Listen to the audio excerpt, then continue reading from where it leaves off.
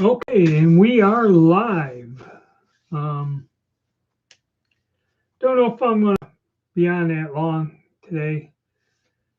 Been a busy week. Been trying to keep up with everything, trying to get daily posts out there uh, for the election countdown. I went and voted yesterday. Kind of had a busy day yesterday. But morning, Sean. But yeah, got the live going. Really don't know what to talk about. There's no guests today. I didn't get in contact with them fellows. I got tied up. I couldn't get a hold of them, hey Rod, and didn't want to give them a short notice again. But the Gun Geek is making some videos, I guess, about the ammunition for, or the old military ammo for the Webley revolvers, and I seen another one, and it got me thinking that I should get out and do a video. I got three of the Webley style revolvers uh, in that cartridge. They called it 380 something or other was a designation for it, but it's basically a 38 Smith and Wesson with like a 200 grain bullet. That was used in those revolvers, and even though they were on the surplus market for many years here in the U.S., uh, people who reloaded for it had difficulties because 150 grain bullet was about the heaviest you could get. And if you used a lighter bullet, the way the sights are, you could never really get any accuracy out of it. You'd always be off. Um, that's because I think the range on that for the bullet starts to drop is about 10 yards or 12 yards or something. I think, what was it? I went back at 15 yards, you can still hold it pretty good. But you start going past that, then you start getting where the bullet drops. Uh, but nowadays, people make special bullet molds, and that caliber is slightly bigger than the standard 38 special. I think it's a couple thousandths bigger in diameter. Uh, for that particular bullet. So 38 Special and 38 Smith and Wesson don't use the same diameter bullet. Okay, that's interesting. They're interesting guns, and I did develop ammo for them a few years ago. Went out and shot them, but that's probably what I'm going to work on. I was working on them Czech pistols and that one CZ70, it will not feed no matter what. So there he is. 360, 361, correct. Went to a gun show yesterday. What happened there? All right, Joel. Had perfectly blue skies. What at the gun show, Rod? Expensive. What did you buy? Bulgarian side by side or something? Something exotic? Or just go in there, walk around, look at the price tags, have to go get a damn, go get a drink of water or something, calm down. Bought a pound of 2F black powder, $50. Ouch. Well, it used to be 25, I think $30. You want retail, $30 the last time I bought it. Like I said, I just went to the wholesaler and bought a case, dropped 350, get a dozen or something uh, pounds of powder. And that was a few years ago. But yeah, $50 sounds about right. But yeah, buys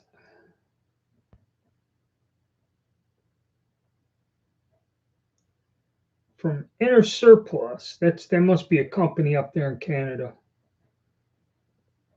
what are they, foreign made ones, or the British ones? I know Old Western Scrounge down here in Virginia, he gets these bizarre lots of things. He had a bunch of Spanish rifles. He wanted way out like $500 a piece for them.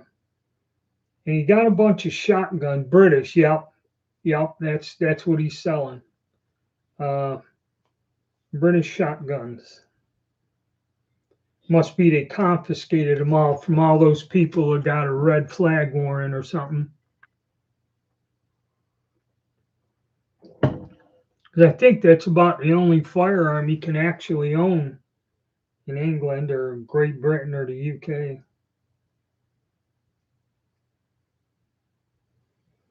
How much does it cost to get set up reloading from scratch?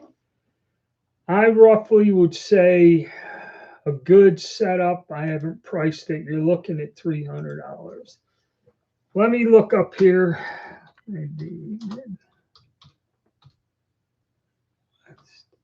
Shooting supplies.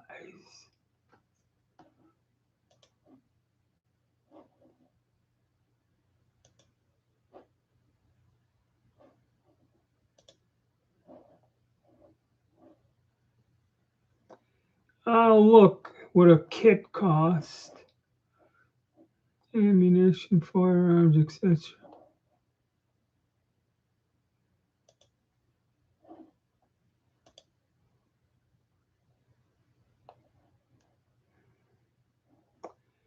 And really, it depends.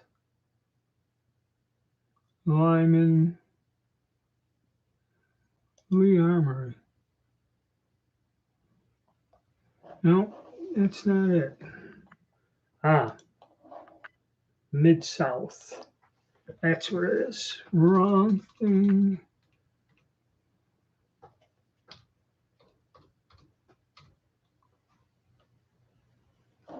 Mid-South Shooting Supply.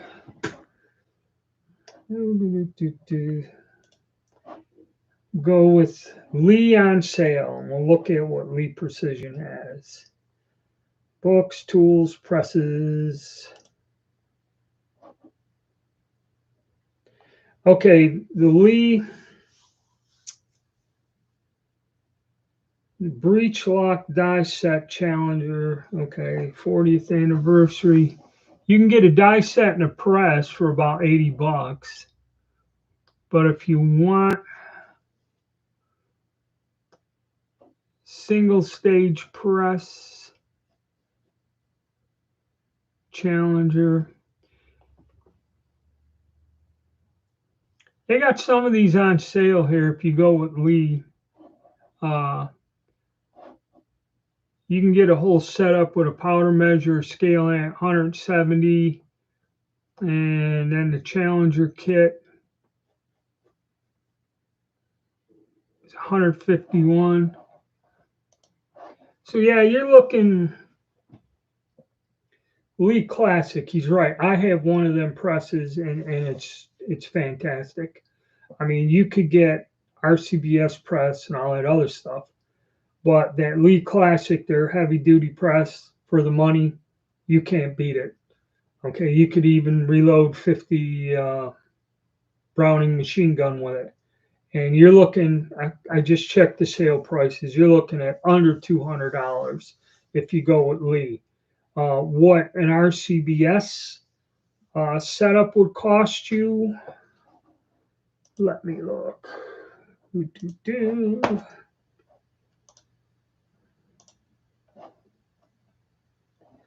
Reloading, boom. Bullet casting, reloading presses.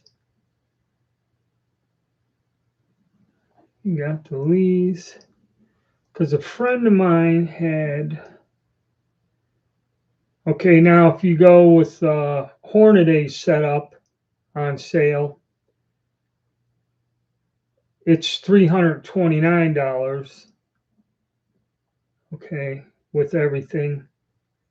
and 600 with a progressive reloader and all the outfitting. Let me see if I can see what RCBS is running.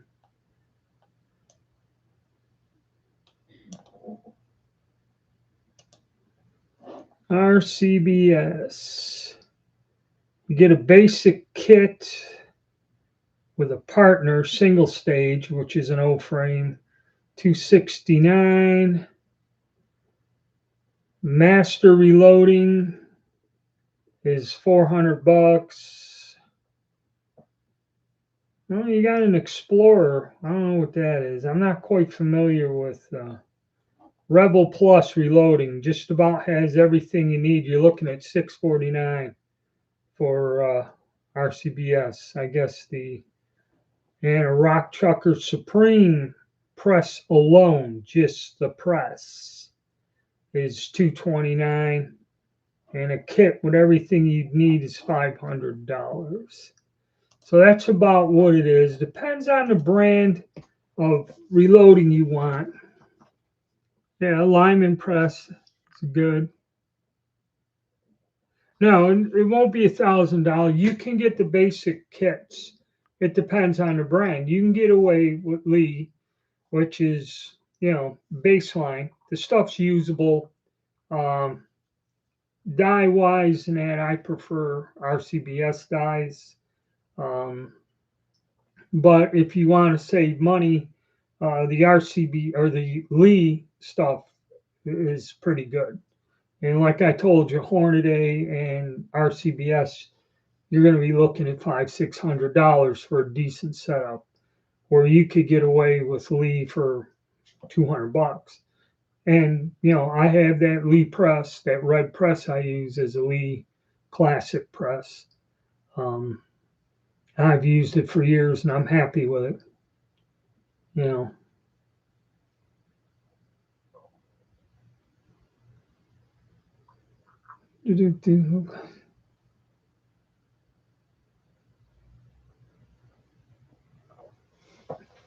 Classic reloader.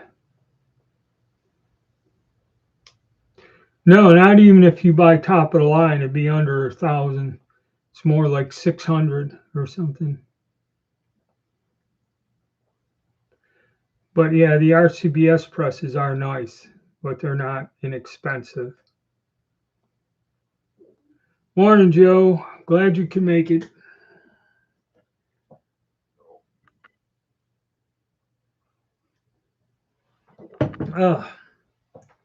Well, we've seen gold and silver shoot the hell up Friday. I think $3 an ounce for silver. So my portfolio has increased a bit. I've been screwing around with that, trying to figure out what I have. And actually, I do have some wonderful Trump rounds. Donald Trump silver on the gunbroker auction. I didn't realize the gunbroker actually had coins and bullion section in there, but they did. So I figured, what the hell, throw some up there.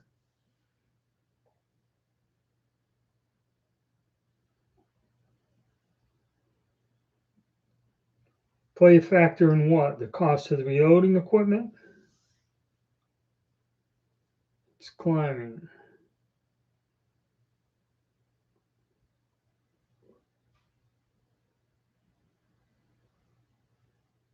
Good morning. New here. All right. Motivator. Bator. Reloading calibers. Well, it's SOB. You can buy factory ammo a lot cheaper than you could if you reloaded it. Especially with the ridiculous price of primers, and the problem that a lot of these people, several people that come to the chats and subscribe to my channel, they complain, okay, I live in an area, I live in a rural area, and it's 50, 100 miles to the nearest place to buy reloading supplies. So he's got to drive out there or call in advance and make sure they got something there. Because I did that. I used to drive 20 minutes. There was one shop that used to stock powder and, primers and everything. And I drive out there, and generally I found what I needed when it was reasonable. It was before they opened these sporting goods stores that kind of stocked it. But this guy, while they were still in business, this gun shop, they did stock just about everything you'd need. Of course, I had to drive to Kernersville, and you go out there, and then when it hit, I mean, I went in there, and they had a whole aisle of shelves full of powder. And you can get 8-pound kegs, 1-pounders, 4-pounders, whatever. They had a good inventory, and it was empty for years. And then finally, the folks that ran it, they were a bit older, a guy and his wife. They ended up selling the business to an employee. Guy was like a partner or something. He bought him out, and he kept it up for a while. Then he actually moved to a smaller locale, and he gave up on it. And he had a sale, and once the stuff was sold out, he didn't stock it anymore. He didn't stock the powder for whatever reason.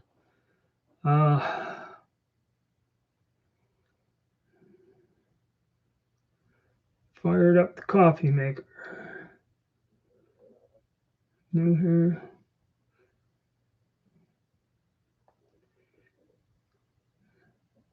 Primers on a table, yes, $35 per hundred.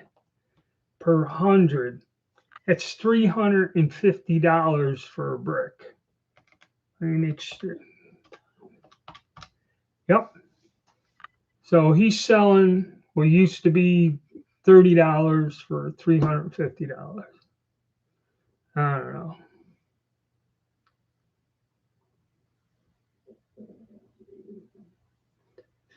Seemed funny how no one seemed to want the stuff when there was a shortage. $120, 209s, $20 100.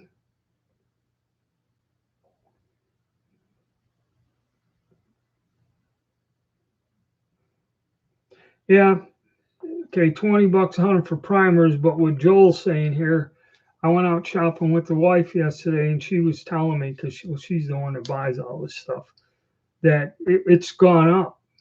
Everything, coffee, eggs, whatever.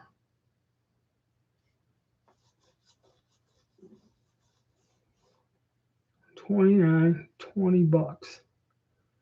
And a guy bought the whole, that's gone up. But yeah, I mean, people buy it because they just can't get it. Okay.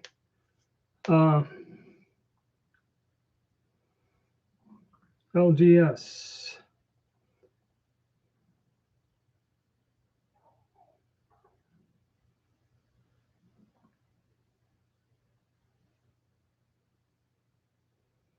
All right, $13.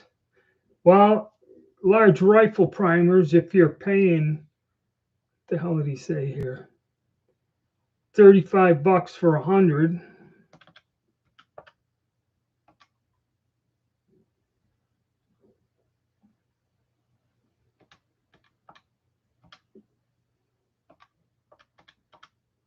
So that's $7 for the primers alone for a rifle, or so that's right there. That's half of what the 9mm. So yeah, you had powder. Powder's $60-$70 a pound. Okay, so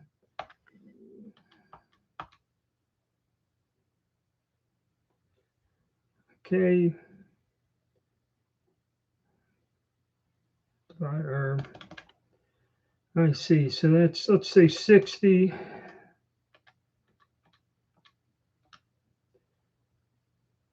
So 0.085, and then times that.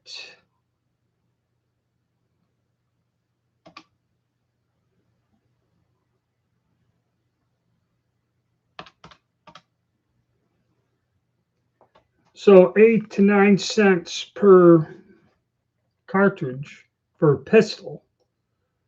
The 223 is going to be way more because you're taking, I forget what it is, 20, 30 grains. It's only like 10 or 5 in a handgun. So yeah, I mean the cost is there, and then you figure bullets 20 cents. So yeah, it's cheaper to buy it.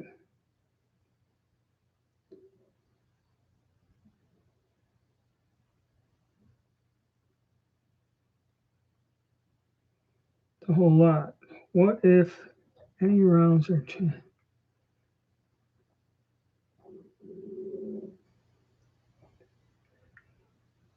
what if any rounds are just cheaper to buy than reloading, or is reloading? Well, like I said, okay, if you go and buy 9 millimeter or 223 or whatever, it's cheaper to buy that. Most of them are. Some are not. It depends. If it's a popular cartridge that they make tons of ammo, it's cheaper to buy it than reload it. It depends what you're shooting. Okay. There's no clear answer. If you like shooting cartridges that are extremely expensive, you are better off reloading, much like the 6.5 Carcano, that round for the Webley there, that you have to reload for, or unless you got museum stuff from 1943, like the Gun Geek showing you the actual ammo, proper ammo loaded. Uh, that's where it is. It ain't so much cheaper. It's just you can't get like 6.5 Dutch or some military calibers. You have to reload them yourself. And if you do find them, they're like $90 a box.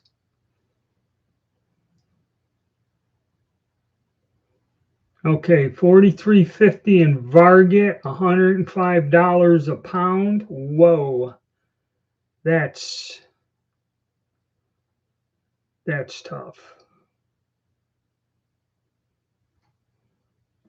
Yeah, 9 millimeters ain't worth reloading. 380 kind of is because 380 is a bit higher. Plus, I got a ton of components. I just might as well load them up and burn them up. That was one of the projects I was supposed to work on, which I didn't.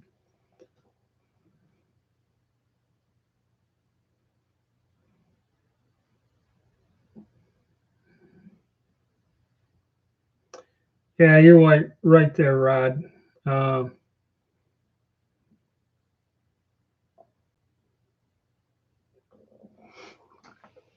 well, see, it depends because a lot of it, too, they're giving you this bullshit that the war's on, okay, and maybe they are using components to go, but what they're going to do is they're going to make the ammo that they sell the most of, and 9 millimeter, 223 or 5.56 these past few years of these militia movements and that, and 12 gauge shotgun shells and double aught buckshot, okay, are what people were buying. These are guns people go to.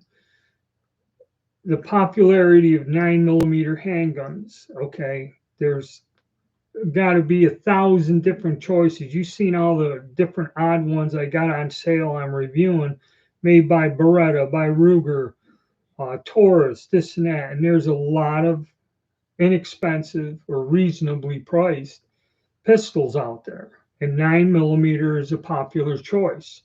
People really don't carry 380s because when they go to the store, a lot of people that don't know much about guns, the clerks, tell them don't buy a 380, buy a 9 millimeter.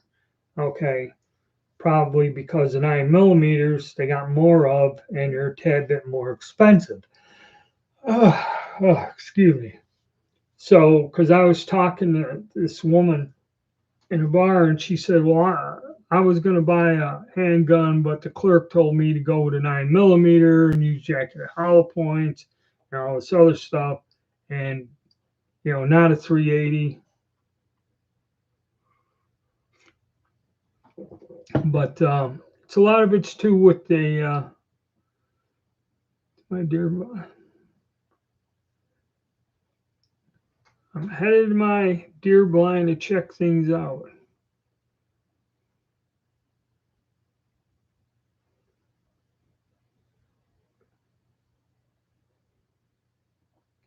Well, I did a video on that, the cheap roll crimp buckshot with clear plastic overshot. I did a video on cheap shotgun shells. Most of them work in them discount shotguns I had. Okay, chat to you later, guys. Enjoy the chat. Dan wants to take a walk with me. All right, yep. I hope your father's feeling better, Rod. Take care.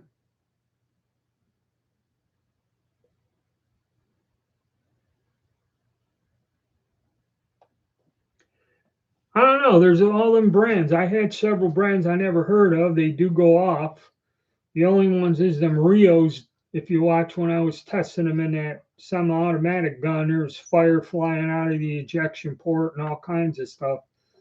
So actually, the price on shotgun shells has come down because you can buy the military grade stuff. We were issued Winchester, the green hulls.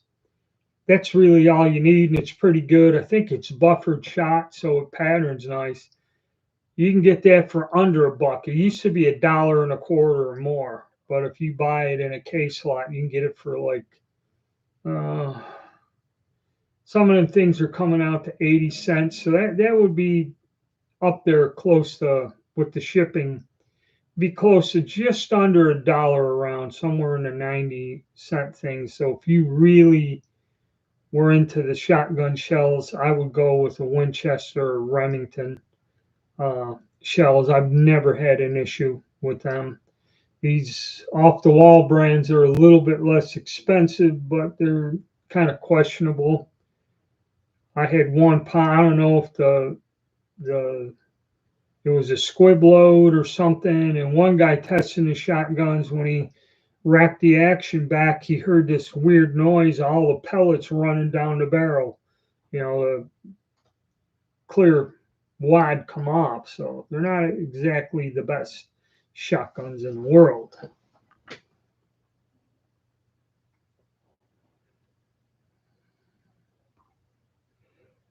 Okay, Kent, yes. Factor is larger the caliber, more powder. Like I said, I was just looking at a 9mm saying 10 grains of powder. Okay. Actually, you use more like 6 or 8, but about half that.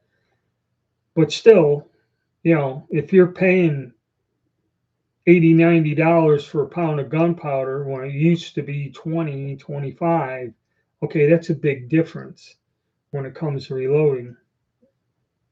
And yeah, the equipment's dropping down, or it's if you're shooting something common caliber and you don't shoot that much, then reloading wouldn't really do you any good.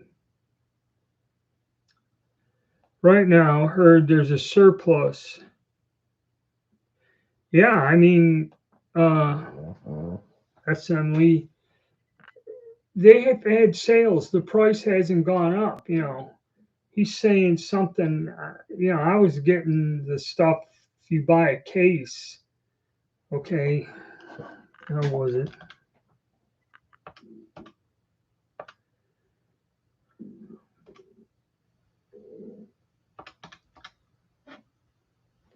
$13, about $12 a box for 9mm, somewhere in there if you catch a sale or a flash sale. And that's the lowest I've seen. I think it was down to 10 just before 2020, like 2019. They had that ammo on sale.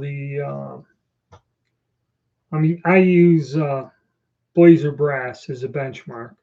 You're getting that stuff at $10 a box or one set. I think they had a grand store opening. I was getting it for $8.75 a box at one time. Some kind of weird deal. I remember we got, me and the wife, because it was per person. So we got 500 rounds because we had to buy 250 round packs of it or something. It was a store special. So yeah, I mean, it was dirt cheap, and $12 a box delivered. And then I think somebody told me the local store had this stuff marked down. Academy Sports was selling it for about $10 a box or something, and had it on sale. So yeah, there's a surplus of ammo, and who knows what's going on. Okay, like I said, I mentioned the price of silver and gold has shot up. Okay, now people have been waiting for this, and when you look at it, there are indicators. Silver is being suppressed, okay, because it is used industrially. But for it to go up $3 in one day, that means that's not a good sign. Any type of volatility along those lines means something's going to happen. Now, generally, guns and ammo is when there's civil unrest. This drives that. Okay, and another thing I believe is people just with inflation are so broke they can't afford to buy ammo or new guns or run out like they did. Okay, they can't afford to do it. And that's why you're not seeing, or you're seeing a surplus or excess. Okay, part of it also is because the economy is bad and inflation is high. People can't afford to pay their normal bills, never go out and buy $500, $800 worth of ammunition. Okay, so will it go down? After it may, because you're not seeing what you seen the last election cycle. I remember walking into Sportsman's Warehouse, into Academy Sports. Now, Academy Sports gun counter is smaller, way smaller than Sportsman's Warehouse. Both of them were empty. Academy Sports, basically, the gun counter was empty. Okay. Um, Sportsman's Warehouse, usually they got 100 guns between what's on the wall and long guns, and the counter's full of handguns. And I think when I went in there, they had 7 or 8 long guns that were all $2,000 and up. Everything else, I've seen it where everything else in the store was gone. 22 shotguns, whatever, gone. All of them gone. Handgun counter, they had like 10 used guns and a couple handguns that were well over $1,000 retail.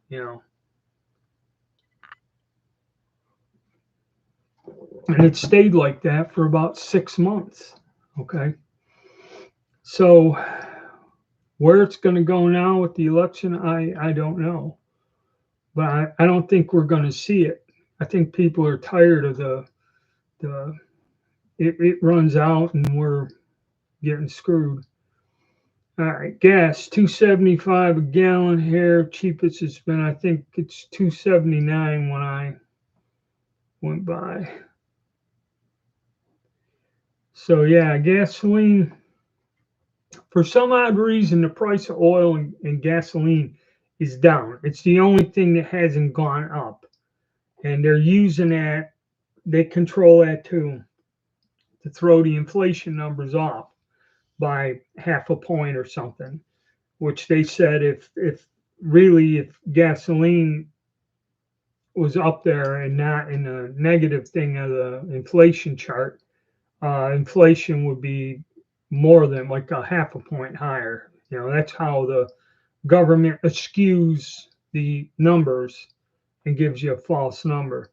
Yeah, 314. Rod was here. He had to go. The gun geek's floating around somewhere.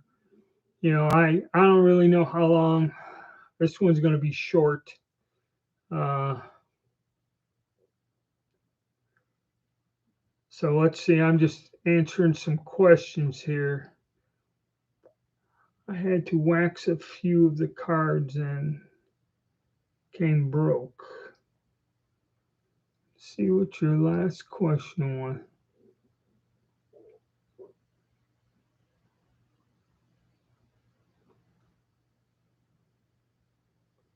Oh, okay. So the shells came apart on you in the box. Quit your bitching. I use 585 grains in my 20 millimeter. Let me see what that comes out to.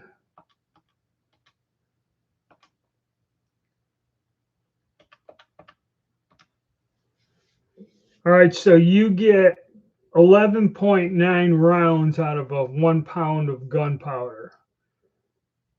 Okay, yeah, I could see that's expensive. 11.9 rounds out of 1 pound.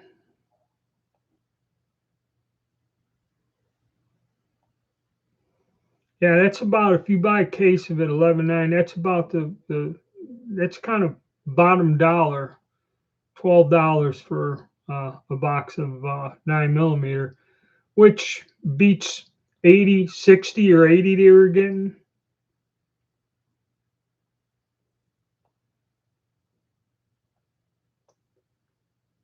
Turkish ammo, I don't know. I got some 223. They said was NATO, and I bought it. It came in 30 round boxes. It would go off and it functioned well, but it was not accurate at friggin' all. Okay, it was very inaccurate ammo. Okay, I knew my gun could shoot better. Now another problem, if it's Sterling, they had some kind of Sterling 9 millimeter ammo, and I'm not sure where it was made. If it was made in Turkey or where or whatever.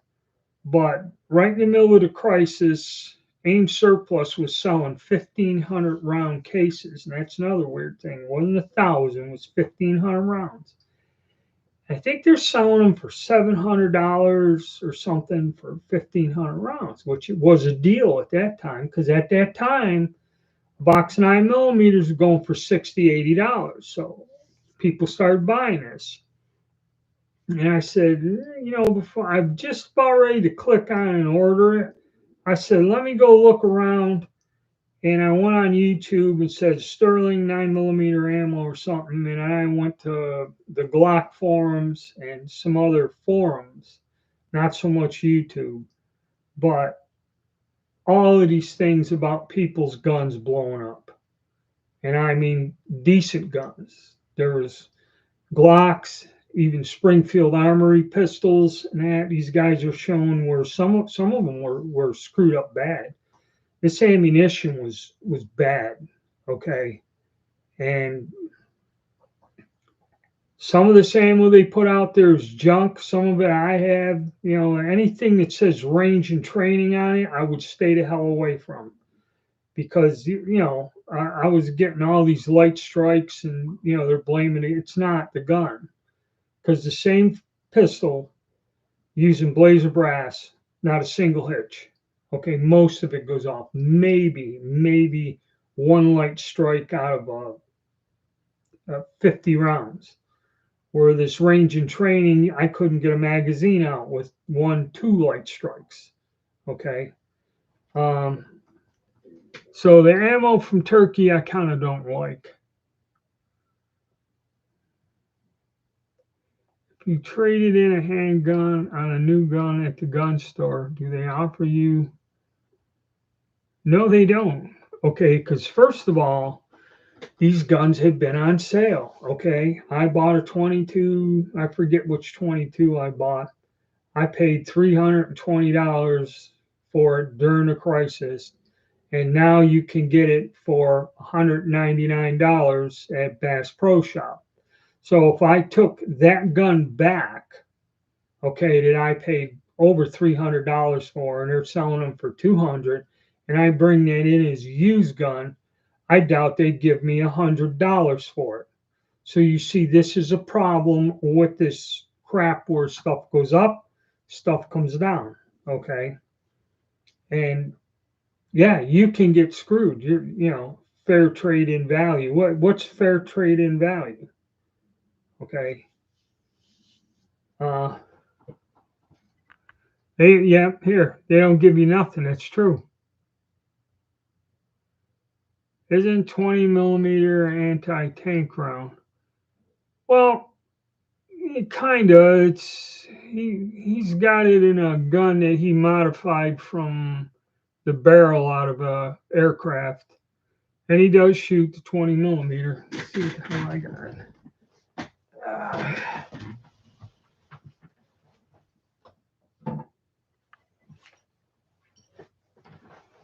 I think his are. I got a 30 mil. So that's 30 millimeter. That's a pretty big case. 20 millimeter. I don't know if I had one. I got this from a helicopter pilot. It was one of his things he got for retirement. But yeah, that's what he's talking about shooting. He does reload for him. I've been to his house and seen it. He uses a hydraulic press to resize these steel cases. It's pretty neat how he does it. 20 millimeter, too heavy to carry.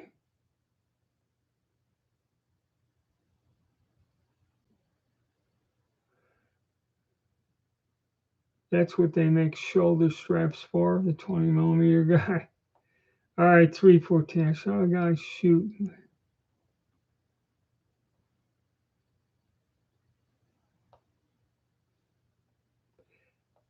Yeah, well, see, the thing is, the powder he uses in there is not normal powder.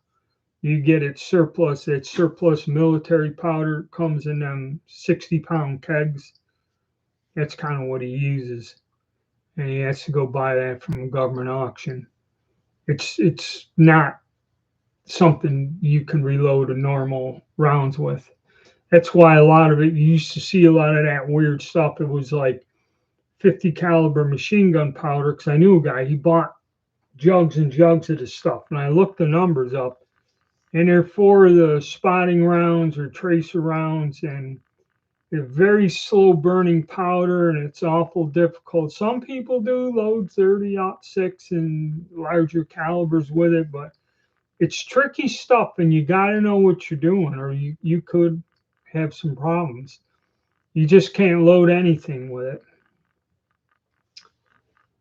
Kentucky Ballistic shot a 20 millimeter a few episodes ago. Yeah, well, his guns are custom made. So 9 millimeter Venom branded. I'm scared to shoot. Not quite sure what that is. I like tacos. Yeah, real slow stuff for 20 millimeter.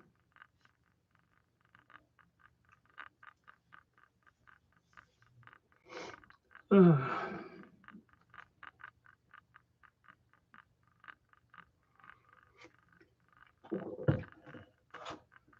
30 millimeter just lying around. Doesn't everybody have 30 millimeter on hand? Oh yeah, I mean there's a lot. I got a lot of stuff just lying around. That happened to be one of them, 30 millimeter.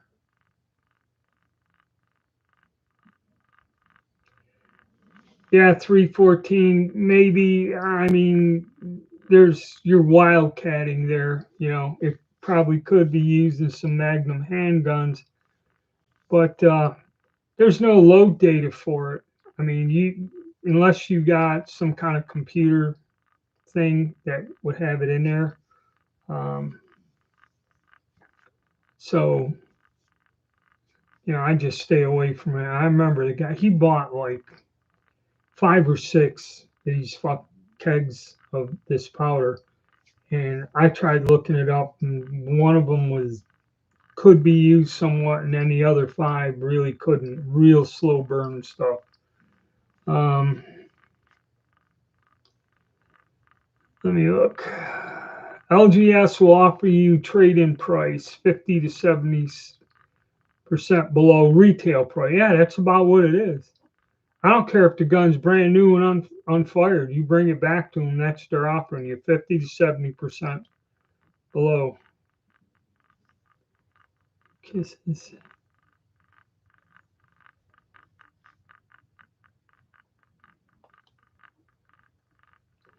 Anything over 50 caliber, you need a special license for. Yes, yes, that's true.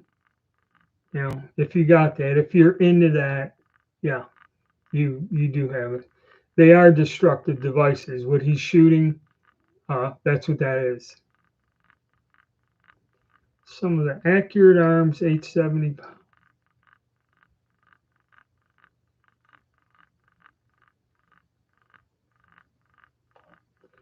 All right, 314. I used some of that accurate arms 870 powder in the 7.62 by 54 with cast. Gave black powder speeds with full case of stuff, but was accurate load. Accurate arms 870. I'm gonna look that up.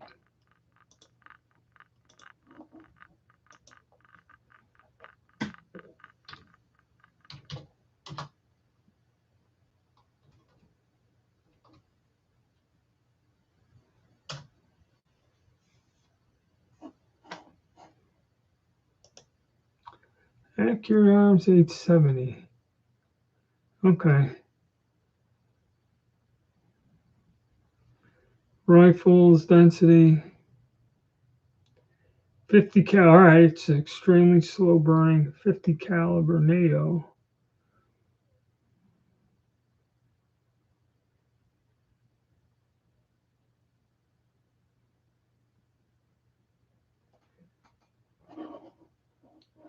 See now, the powder I use with all my old black powder cartridges is I said it's 5744, I believe. I've never heard of 870 in that.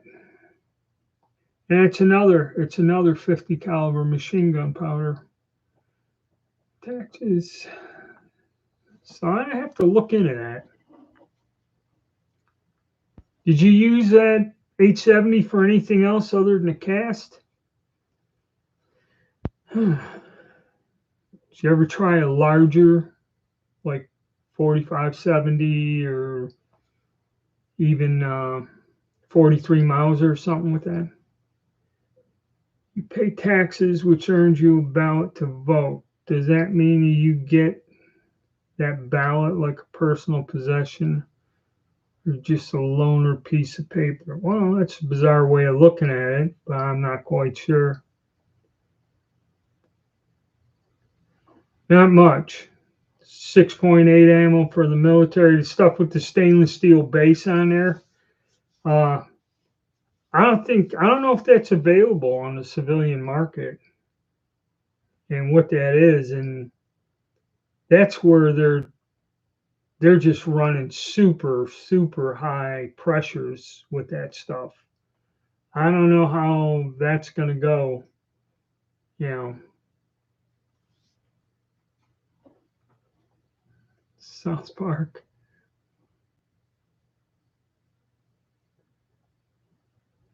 Yeah, I just looked it up real quick. But have you used that for, yeah, what the hell?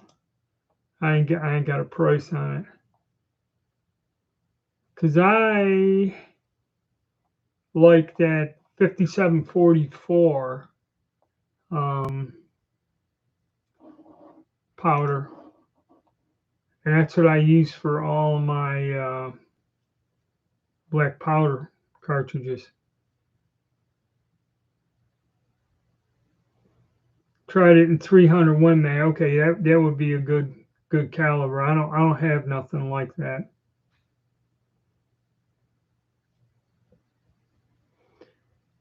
It might be there. It might be a good alternative for 4570.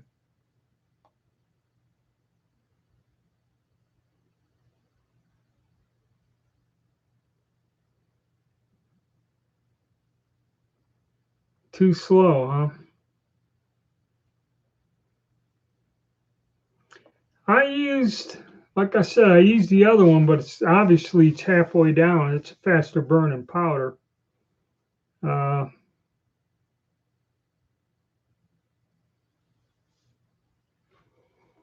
yeah, see, quick load or with a program, um, you could figure that out a lot safer than just guessing like I did. But 5744 is the powder I use for all of those cartridges. The Verndl. A matter of fact, I was going to dig out my Mausers and develop a load for them, but didn't get around to it. Didn't get around to a lot of things. Didn't make that video for the Gun Geek showing off my Webley pistols and give my opinion on it. I got to go make up a ton of ammo for that. I shot up everything that I made for that stuff, and it was pretty good.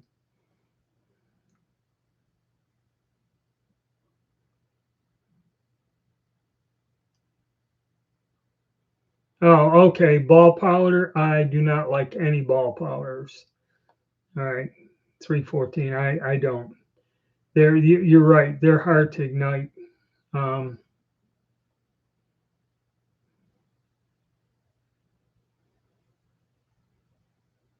well, reduced loads. I get the stuff. I use 5744, and with the right bullet combination, I get uh, speeds in that, like in the Dutch rifles and in the 43 Verndl. They just about match what is listed in cartridges of the world in terms of weight of the bullet and speed. And I get good accuracy out of it too. The only thing is you will get clinkers in there. You get little granules. I can't use it. I was trying to use it in a Verndl carbine, and I'm better off just going with pistol load, using like Unique or something other than that. I did get it to work, but no.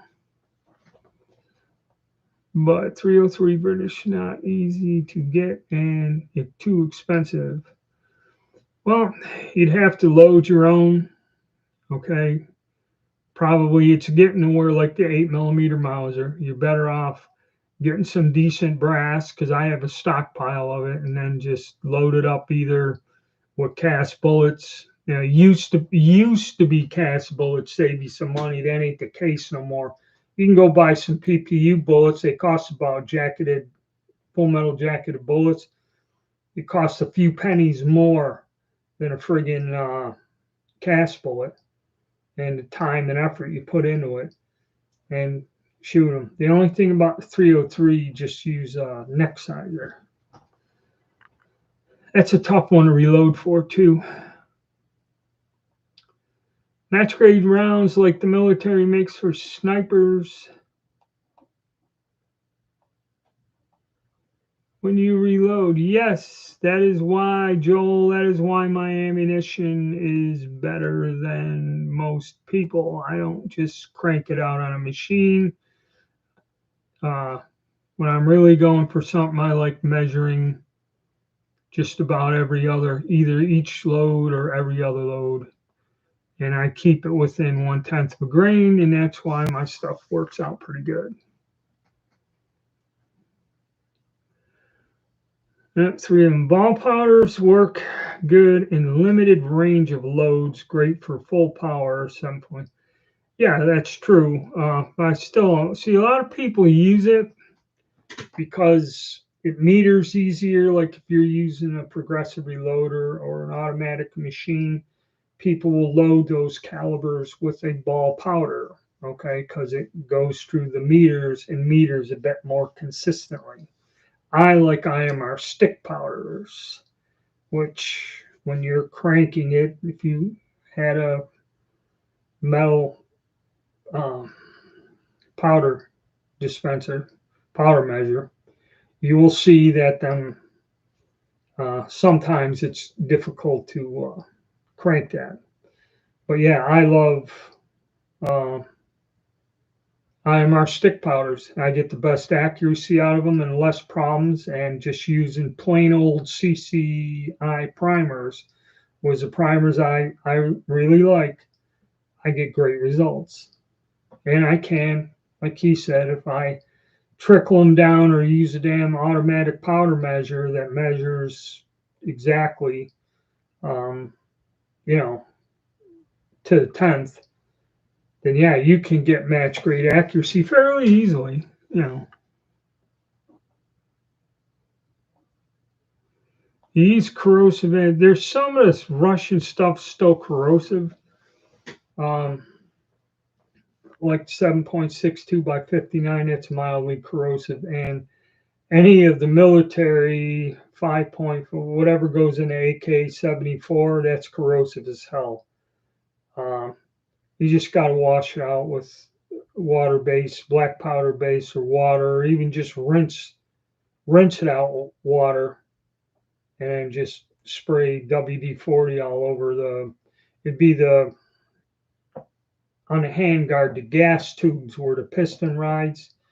On AK-74, I forgot about that. It'll rot them out. So, and that's the only corrosive ammo I use.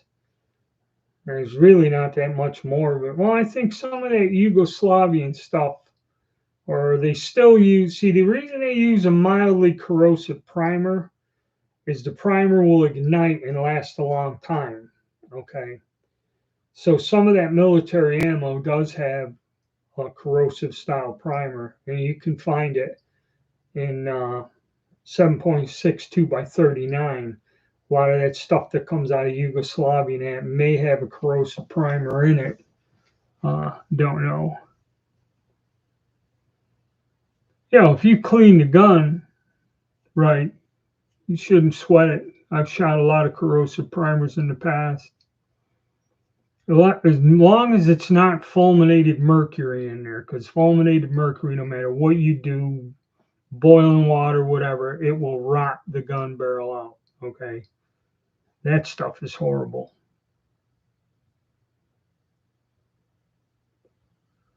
Yeah, 303.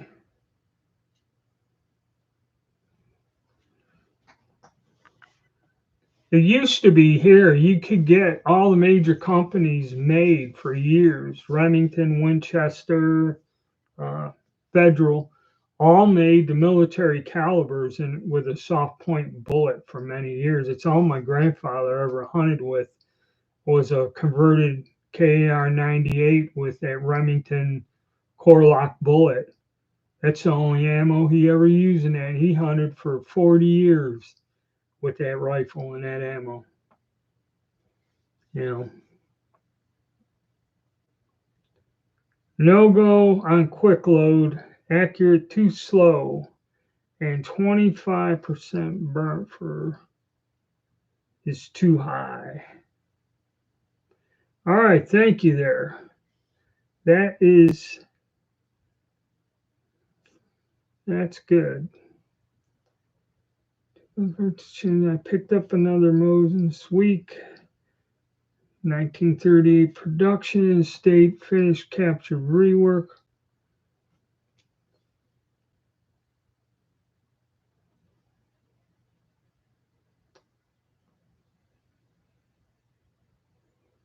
Okay, so you're getting a finished 9130. The only finished ones I got are 91s. They were all old. I don't think I ever got a 9130.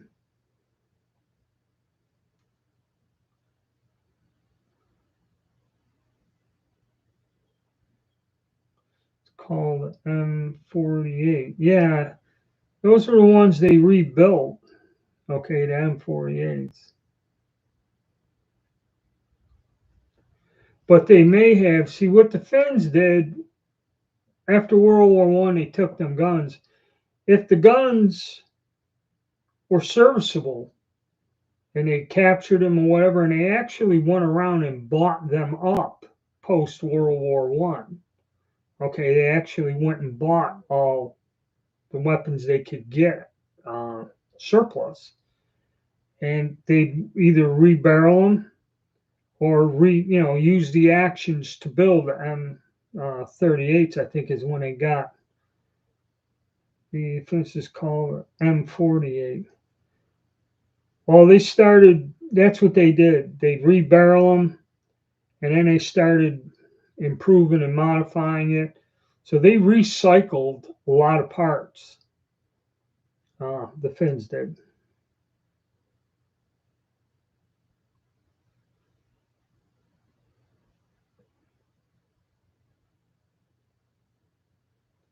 Now, box marked steel case means it has a steel case. Barrett and primer means it's not a boxer primer. That's what it's telling. Because Barrett and primers, be it steel or brass, okay, cannot be reloaded unless you got a special tool and do that. Plus, you can't get the Barrett and primers anymore. More time you did. It has to say on there corrosive, non-corrosive. If it's wolf ammo, chances are it's non-corrosive.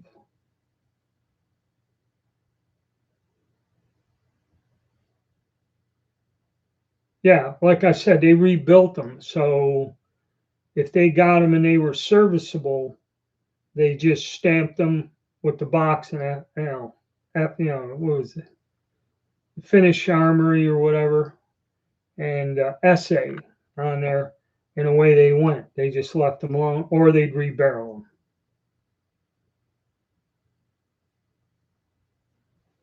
Yes, they did. They improved it. They put a step barrel on instead of that thin old barrel. Mostly Remington and Federal options too.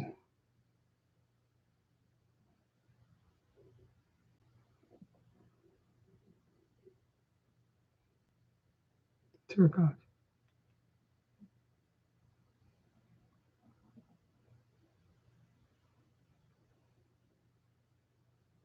think he means a 38.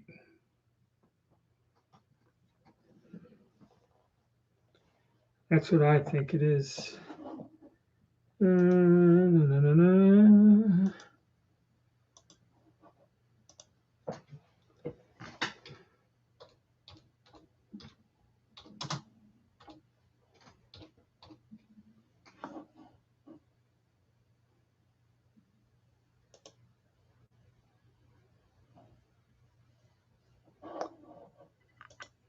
Yes, it's an M39 and it's a M28.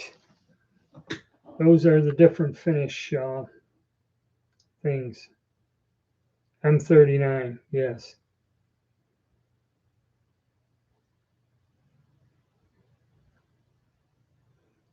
It's a 39. And then there's a 28, which is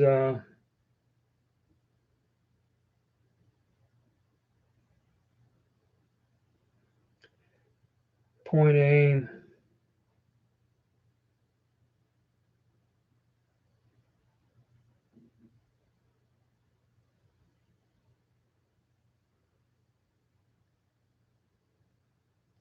Yeah, ZSR brand.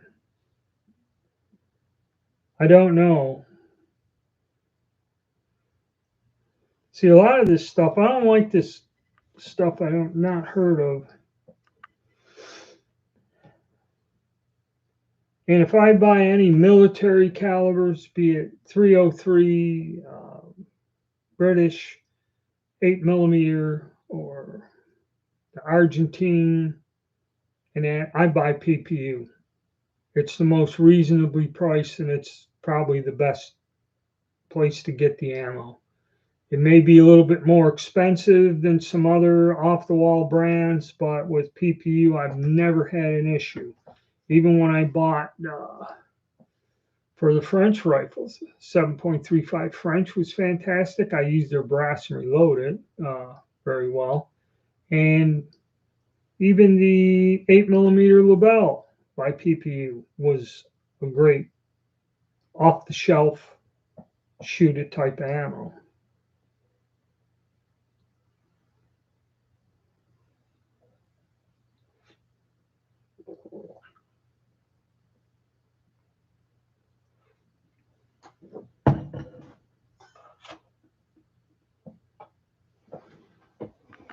M39 and shot it a couple years ago.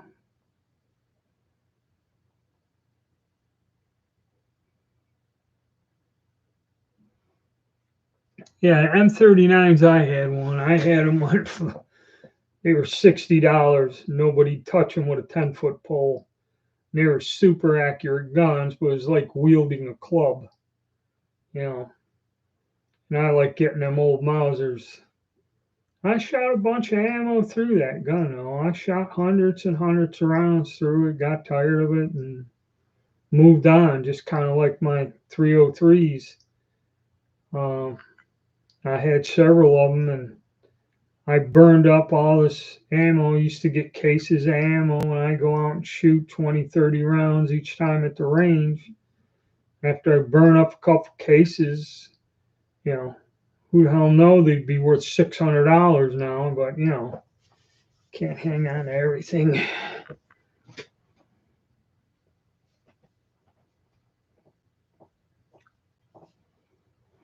Well, they're supposed to last for 20, 30,000 rounds. About, you know, most militaries, that's what it is. Do you shoot 20, 30,000 rounds through a weapon, Joel?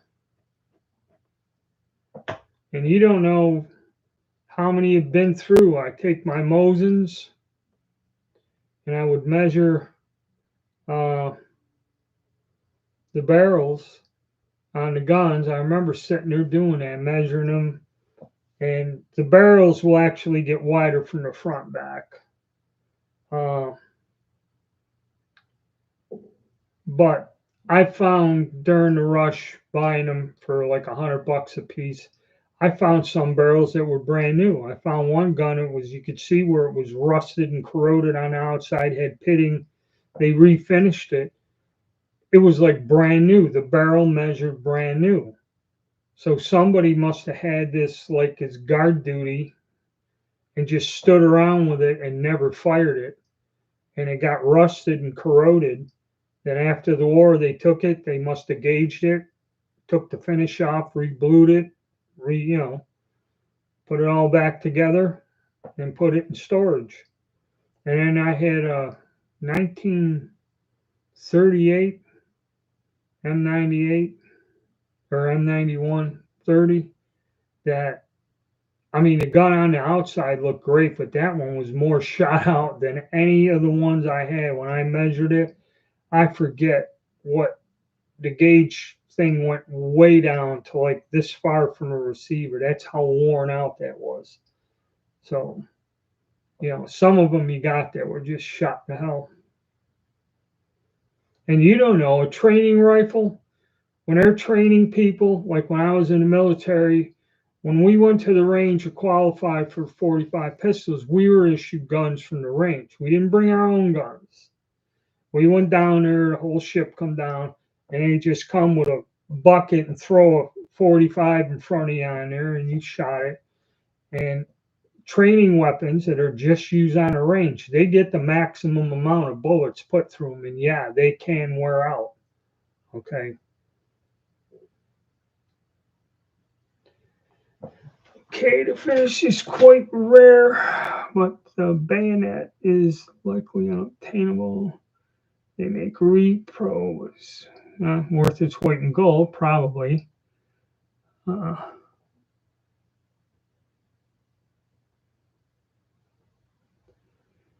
ZSR claims to make NATO ammo.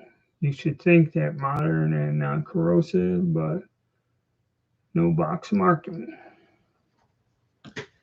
It could be, because I think I use them ZSR primers, and I don't think any NATO ammo is corrosive. Okay, the Russians, the communist bloc countries use them. Okay, I don't think any NATO made ammo is corrosive. Okay, the only corrosive stuff you find is the Russian, Yugoslavian, which Yugoslavia don't exist anymore, and that. But it's no big deal if you clean it. Just clean it with a water-based solvent, like black powder solvent. Just go get black powder, clean it normal, wipe it all out, clean it with water, clean it real good with a water-based solvent, clean it again, and you shouldn't have no trouble.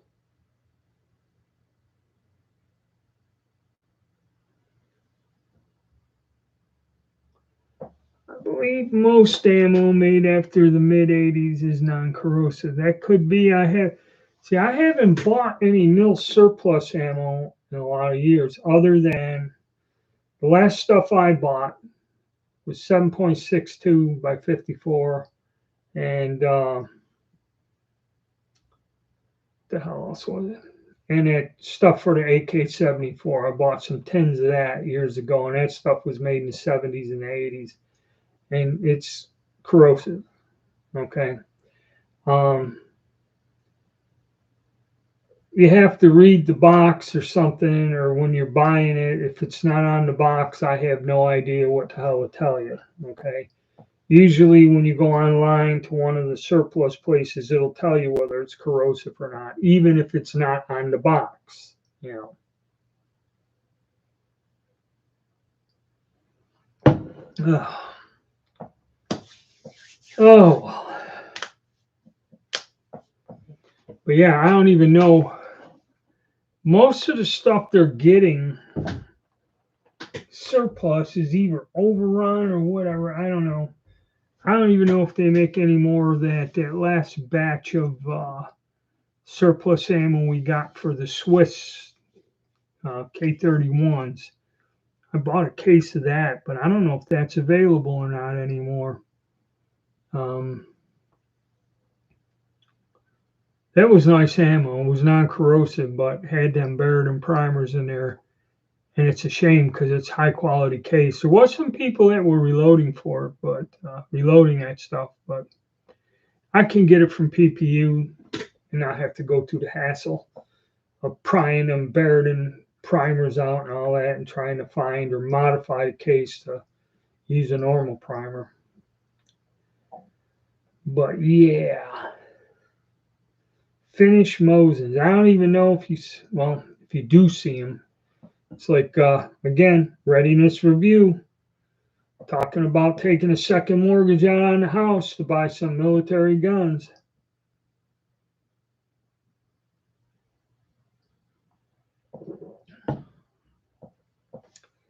Oh, well, guys, it's been over an hour. I got to get caught up on some stuff.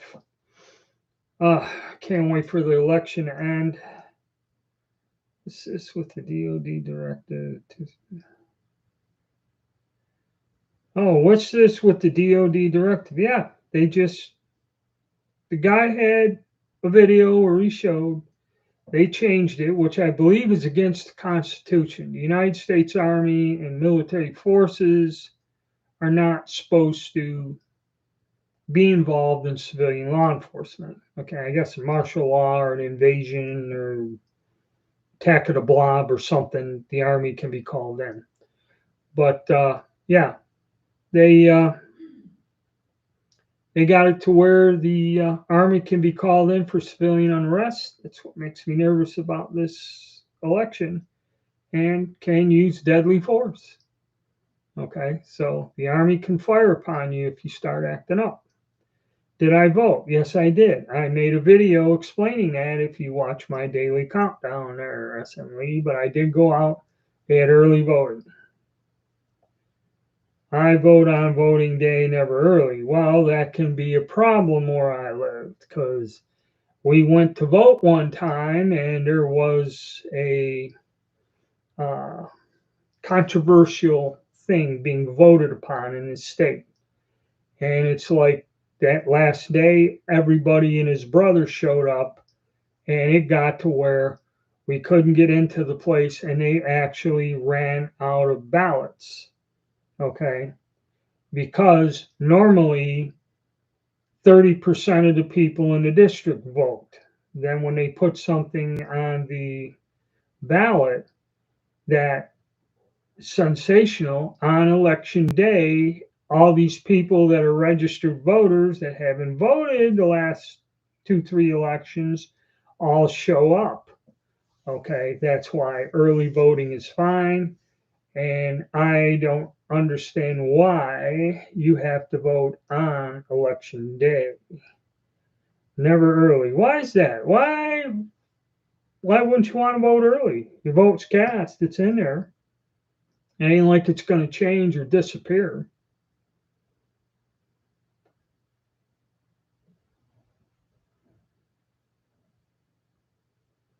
Yeah, that's true.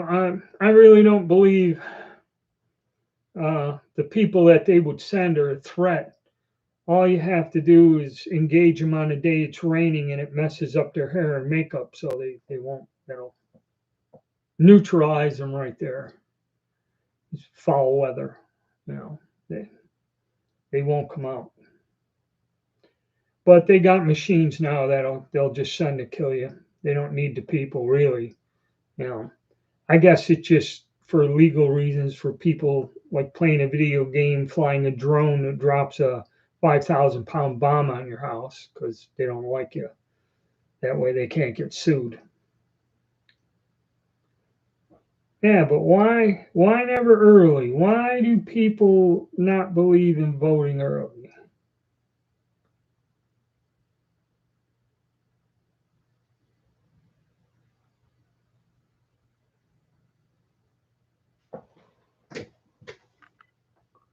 Please be clear on DOD 52 can.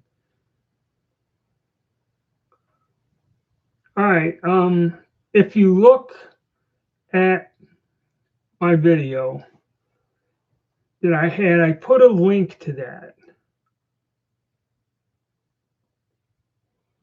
Yes, they can use. They have been authorized to use deadly force. It's part of public record. Okay, and that's this video I watched that the guy showed, and he has the links to where they changed this. Okay, this is real. This isn't fake. And he goes, it is part of public record. And he has all the links down in there to that. But yes, they modified that document to where the Department of Defense or the military can and is authorized to use deadly force in the case of civilian unrest. Yes, that is true.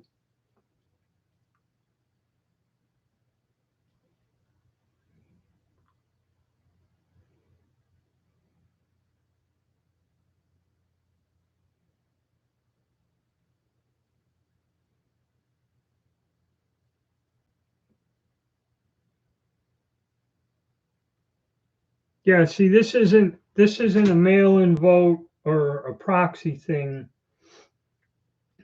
Early voting just relieves any congestion because a lot of people, work for a living. I work for a living every day. I did not get election day off. Okay, so by the time I got home, got out of work, okay, it's 5:30, 6 o'clock. I got 1 hour to get to the polls and vote.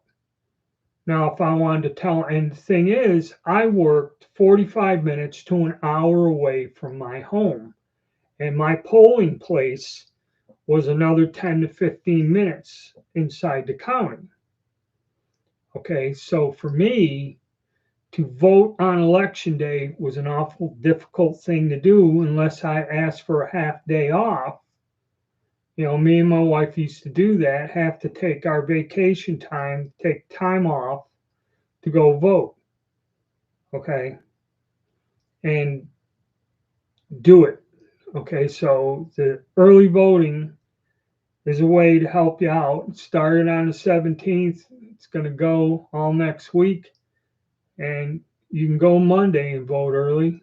And, it just makes it easier for you. Because actually, the state I live in, kind of rural where it is, there's not a lot of, polling places. Polling places cover a pretty wide area.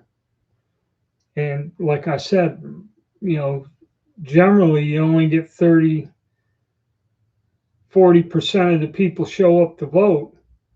So all of a sudden, one year when everyone goes berserk over something, They all want to go and vote and hear it count. Okay.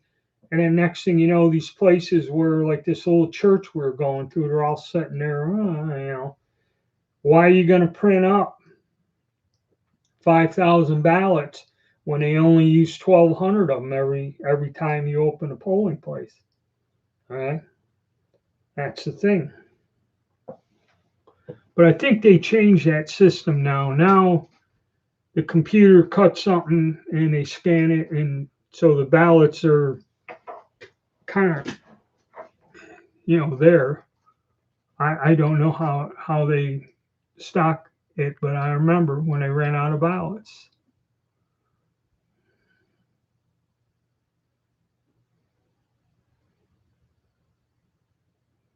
Okay, I don't know when they did it. Yes, it was just recently. This change was done a very short time ago. Okay.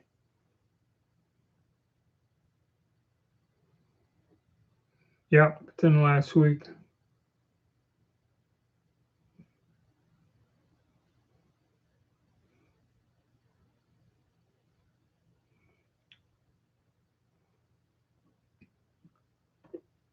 Yeah, you see, I live in a small town, but I believe this polling place covered like 3 of these little townships or however the geographic area was. And I remember that one year. There was something on that ballot that really upset people. And I mean, never, like you said, never, I never waited 30 minutes in the time that I voted there. But that one year, I couldn't get it. They were parked out on the highway. There were so many people in there. And one time we went, and that's when we took the time off from work and got there, and we were waiting in line, and they just come up to a certain point and said, "That's it, we're out of ballots." There was somebody in front, and then this woman snuck around in front of us and jumped the line to get in. You know,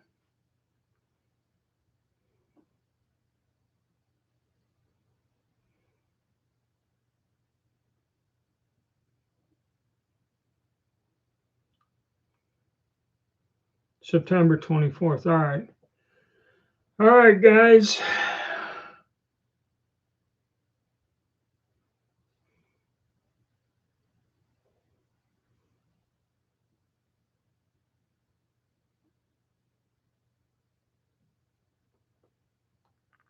I heard you voted early. Then at elections, they know how many they'd need to come up with. Huh. Oh, in other words, to plan their fraudulent things. So if you wait till the last day, they don't have time to build up or do whatever magic tricks they need to do.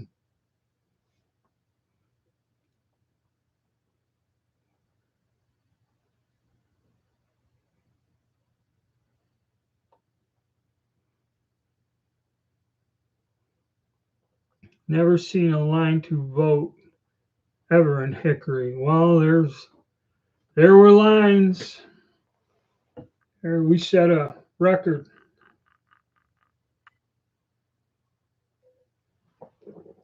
Well, all right, guys, I gotta wrap it up. I'll see everybody next week and probably keep going with the countdown. Uh,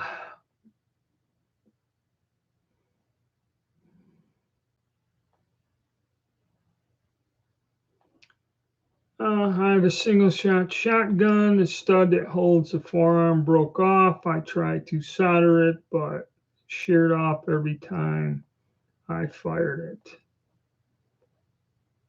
Yeah, what to do, I don't know. You have to actually high temperature solder anything like that, and you need an oxygen acetylene torch, special solder. You can get it from a gunsmith supply store, and you'd have to remove the bluing and everything to get to the bare metal. Uh, so that's something I never mastered. That can't do it. You may have to go find a gunsmith. And yeah, low temperature solder is not what you use for that. All right then. Yep, you just got in here for me to leave. So I'm gonna go, guys. I'll see y'all next week.